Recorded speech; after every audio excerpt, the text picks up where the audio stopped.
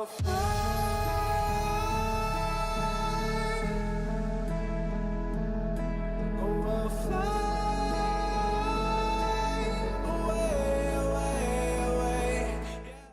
it's your boy Davidoff. Welcome back to Premier League Recap. So we're going to cover Matchday 35 plus the 4 midweek games, the last midweek games of the season, which I'm glad for because I'm not a fan of league midweek games. Not gonna lie, like I love cup midweek games, Champions League, Europa League. I like all of that, but Premier League midweek games, they just frustrate me. You know, it just feels like there's so many more games.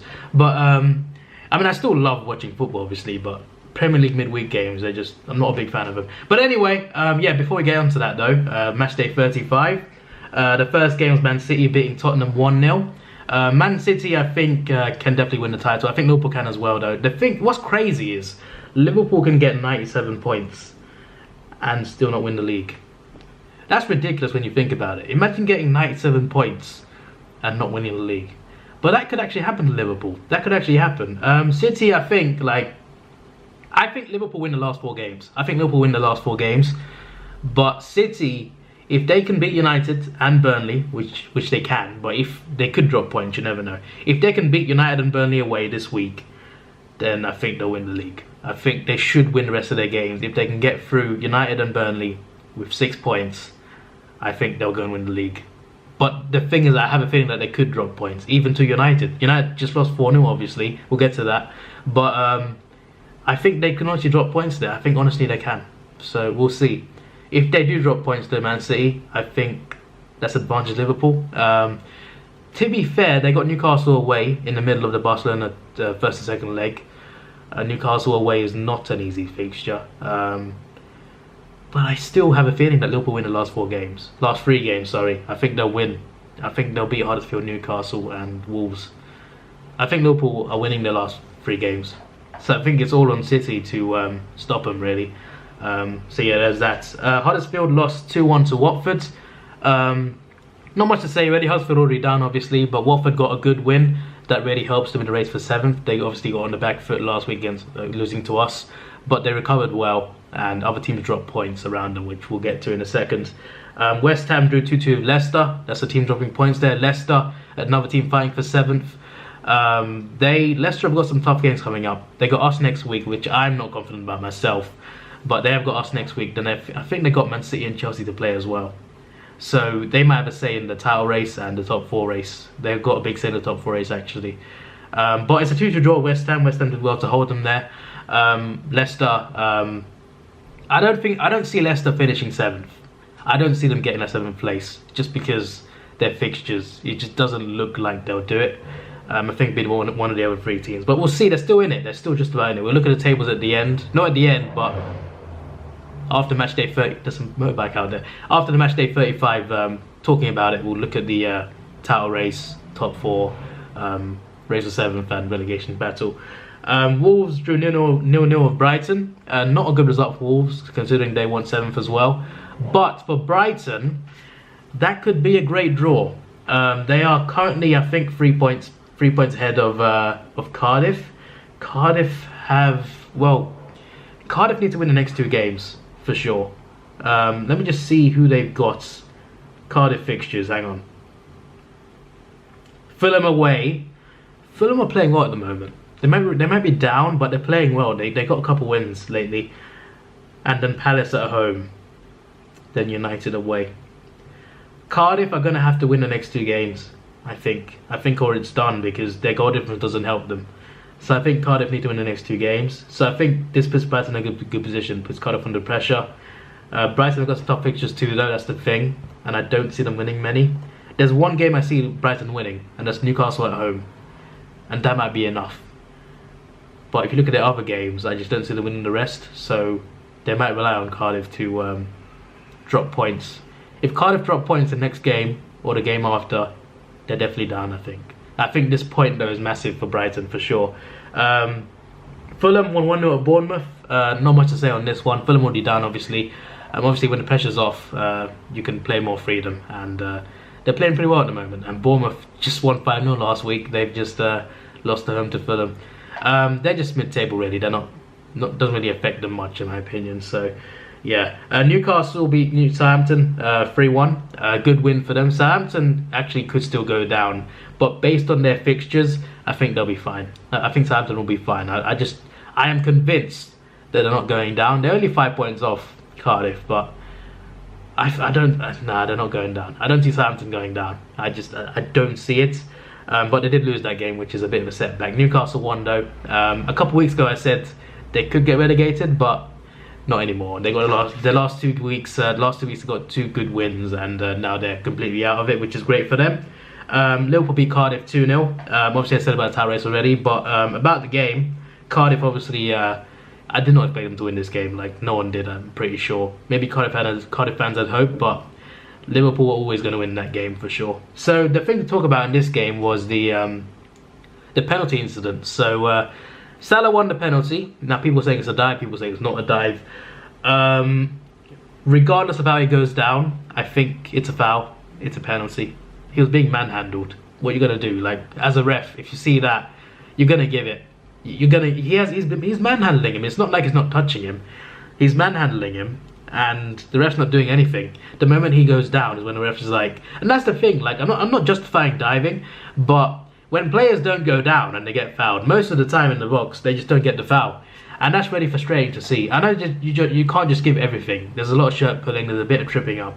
You can't just give everything. But the point is, players get tripped up in the box. They don't go down. It's no penalty. You know, so. Salah did kind of like throw himself a little bit, but it's not a dive. I don't see it as a dive. Like personally, I just don't see it as a dive. But it's a foul. It's a penalty. So no doubt about that. And also Milner took it off Salah because apparently Milner's their penalty taker. I don't know if it's 100% true. Like I don't really know about Liverpool's penalty takers, but he was on the bench obviously, and he came on. I think he's their main penalty taker. He's obviously taken a lot over the years for Liverpool. I'm pretty sure he's taken quite a few. He's quite composed. So I think he is their first penalty taker. But Salah won the penalty, and then Milner took it off him, and it looked like Salah didn't want it taken away. And because of this, Egyptian fans started complaining at Milner on Twitter as well, on social media. And once again, just like earlier in the season, you have Egyptian fans fighting against Liverpool fans because Salah doesn't get the goal. Like, really? Milner took it, he scored. Like, it's about the team, surely. Like, I'm not a fan of, like, arguments over penalties either. But if he scores, it shouldn't be such a big issue. Not in my opinion. Like, from my perspective, it shouldn't be a big issue. If he misses, yeah, I get it. If he misses, yeah, he took it off him, then he missed. Criticize him, fine. But he scored, and they won. But they seem to care more about Salah's golden boot. And he might get it anyway, to be honest. Aubameyang is tied with Aguero and Salah. I think Salah could probably get it, actually. I think Salah will probably get it anyway. But, yeah, just because he's not outright leader, they're angry about it. Like, he might win the Premier League, guys. Did you realise that? Like, I don't understand those Egyptians, man. They did the same thing to Mane. Like, Mane against Tottenham away. He didn't pass to Salah at one point. And they won the game anyway. They didn't score, but they won the game anyway. And Mane, like, it was a hard position as well. Like, it's not like you could just pass to him. Like, they were like, it was a hard pass to make. But because he didn't pass to Salah, he passed to someone else. Egyptians hounded him on Instagram about him not passing to Salah.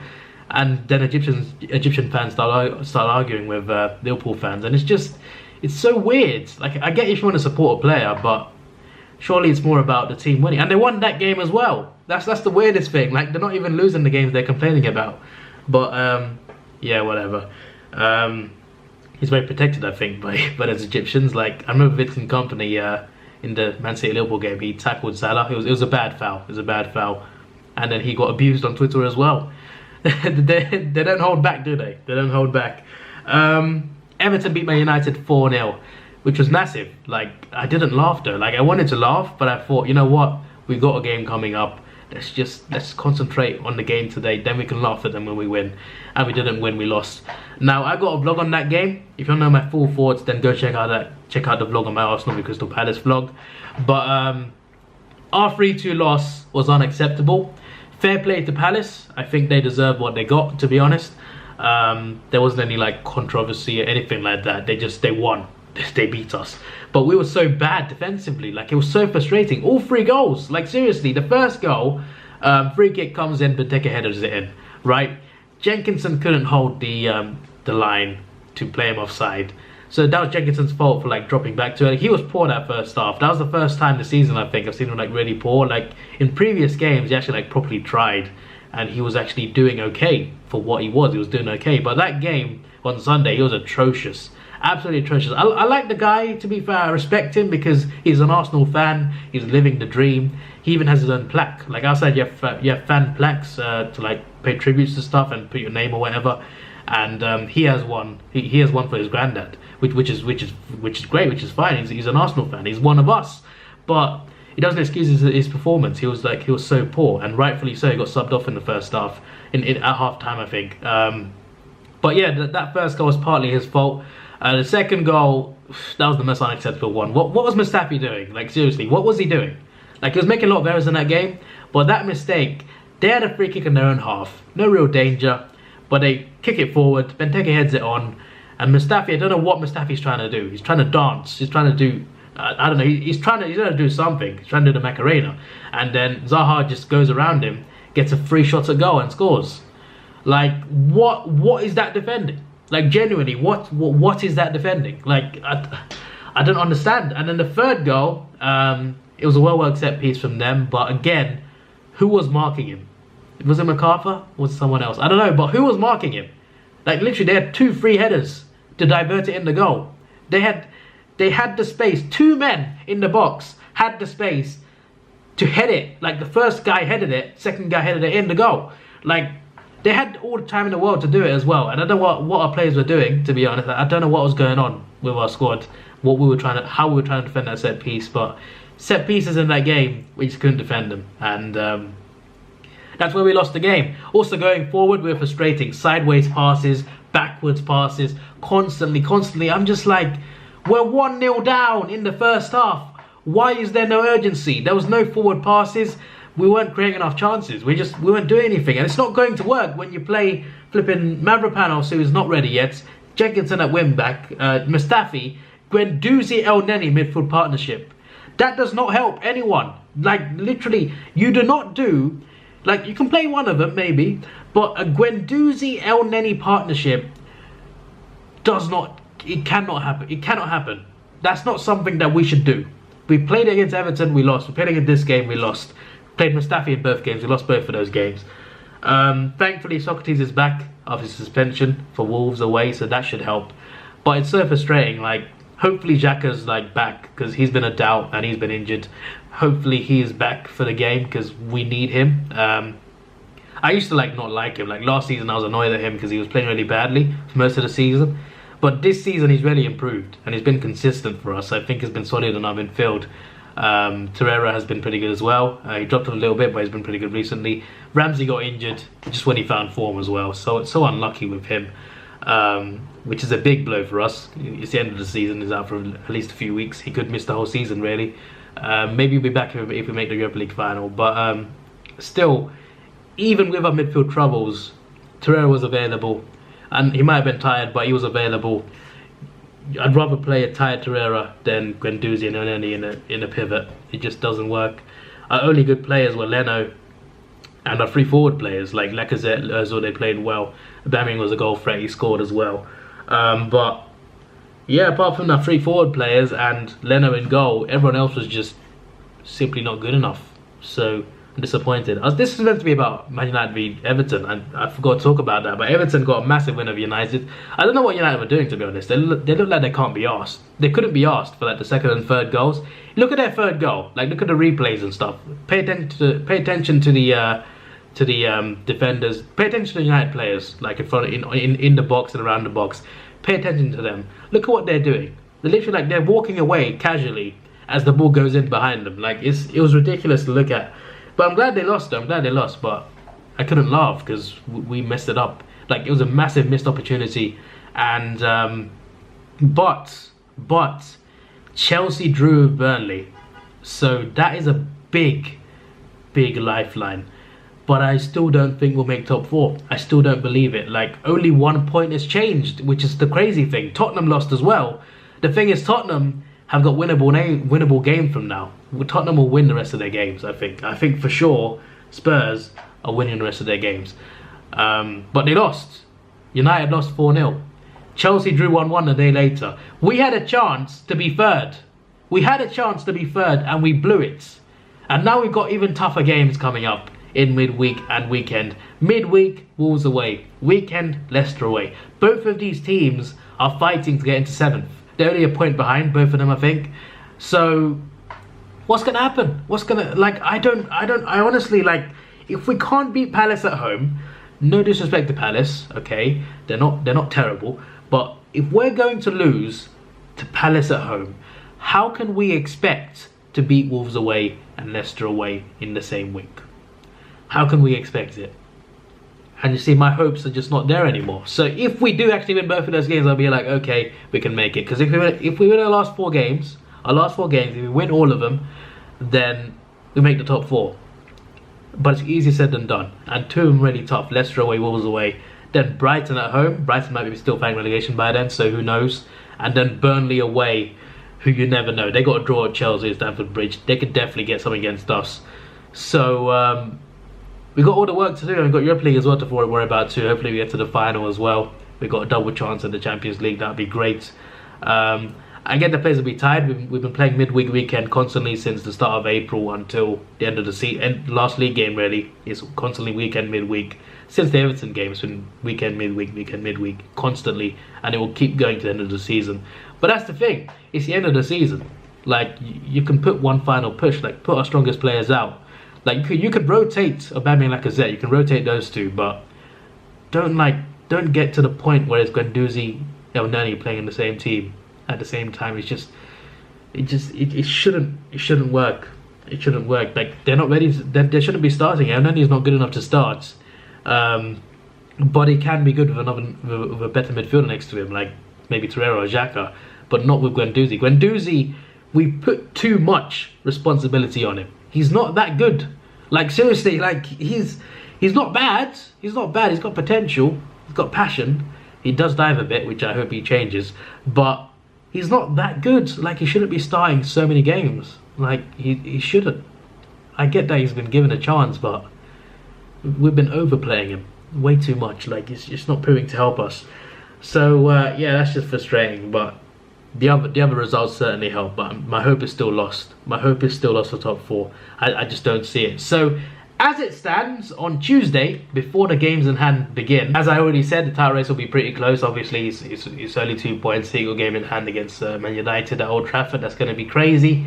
But Spurs, I think, win the rest of their games. I think they'll make top 4. Chelsea, Arsenal, United, it feels like no one wants it because we keep dropping points, all 3 of us.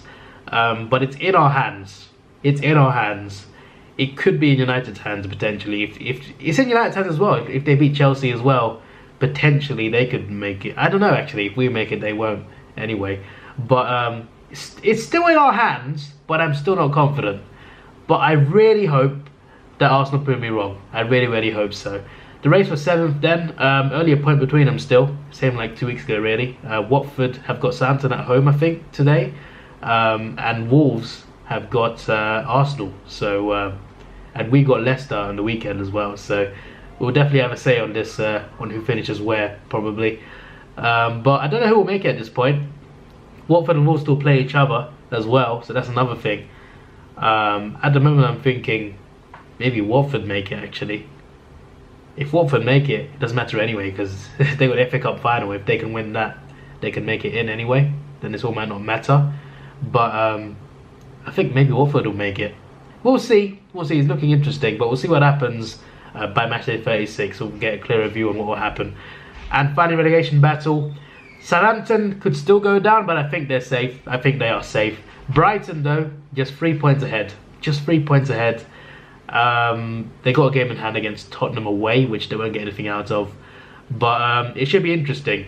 At the moment, I'm not sure. I'm not sure at the moment.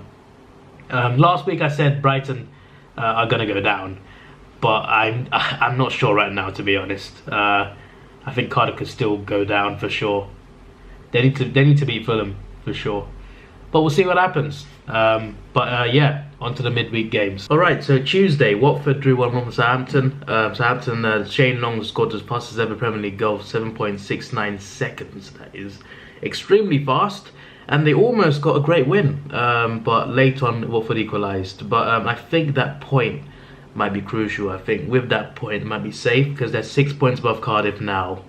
And they got a very good goal. They haven't got a good goal difference, but it's a lot better than Cardiff. It's a lot better.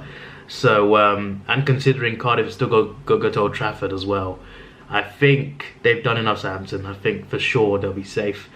Brighton are not safe yet though, because they lost 1-0 to Tottenham. They nearly held on as well and nearly got a big point, but they couldn't do it in the end. Tottenham got, well, they got their win, obviously. It's not surprising, obviously. I thought they'd win, and they did. So there we go. They'll secure third, I think, for sure. From here, they'll go and secure third. But I think Brighton have got Newcastle this weekend on Saturday. If they win that, they'll be safe. Simple as that. Wolves beat Arsenal 3-1. I'm not surprised. But I am disappointed. I'm not angry. I'm disappointed. It's expected. I expected it as well because I did not have faith in the team after we lost to Palace, and and we lost just as I expected. The weird thing is we're somehow still in it, because if United beat Chelsea and we beat or draw with Leicester, we'd actually be fourth. If we draw and United win on Sunday, then all three of us would be on 67 points, and then we would be fourth on goal difference. And if we won and United won, we'd be fourth outright. If they drew and we won, we'd be fourth outright. I don't know how we're still in it, but that's the thing, right? I can believe in United beating Chelsea. I can believe in them drawing. What I can't believe is Arsenal winning at Leicester. I hope I'm wrong. I hope Arsenal prove me wrong and actually beat Leicester. That'd be nice. But I don't know if I can trust this team. Leicester, to be fair, Leicester are not playing that well at the moment. They're not playing that well. But I still don't see it. I still don't see it. But yeah, Arsenal prove me wrong. But I don't think I'm wrong. I think if we're gonna get into the Champions League next season, we're going to have to win the Europa League. We're going to have to do it through there, because we're not going to do it through top four. I don't see it. And finally, the Manchester derby. Man City beat Man United 2-0 away from home. Good win from them. United could have done better, to be fair. There's some chances that they really could have done better with, could have put away. But it wasn't their night, and City got a couple key goals, and they could be well on their way to their league title now.